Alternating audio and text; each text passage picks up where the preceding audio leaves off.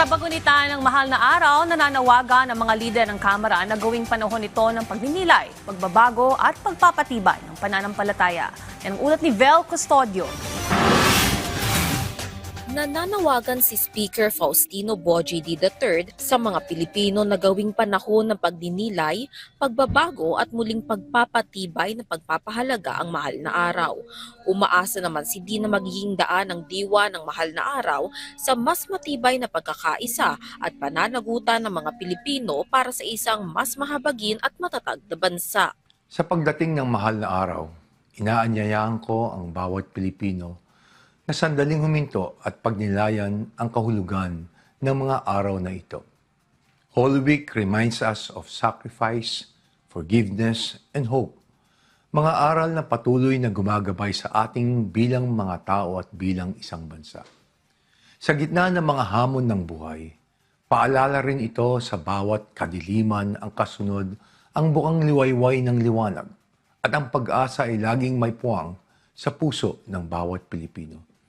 Naway ang pagkakataong ito ay para sa mas malalim na pananampalataya, mas matibay na pagmamahal sa pamilya, at mas matinding malasakit sa kapwa. Isang mapayapa at mapagpalang mahal na araw sa inyong lahat. God bless you and God bless the Philippines. Para naman kay House Deputy Speaker Paulo Ortega na dapat alalahanin ngayong Holy Week na namatay si Kristo para sa atin at tinubos tayo sa pamamagitan ng kanyang pag-ibig at sakripisyo. Hinihikayat ni Leyte Representative Ferdinand Martin Romualdez ang mga Pilipino na gawing panahon ng panalangin, pagninilay at pagbabago ang Semana Santa, kasabay ng panawagan para sa paghilom at pagkakaisa sa gitna ng mga pagsubok.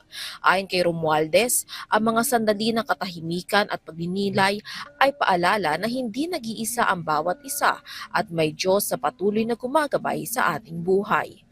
Binigyan din niya ang kahalagahan ng mas malalim na pagmumuni-muni lalo na sa panahon ng sigalot at kahirapan.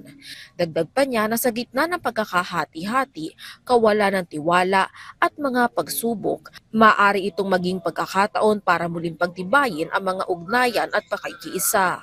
Vel Custodio para sa Pambansang TV sa Bagong Pilipinas.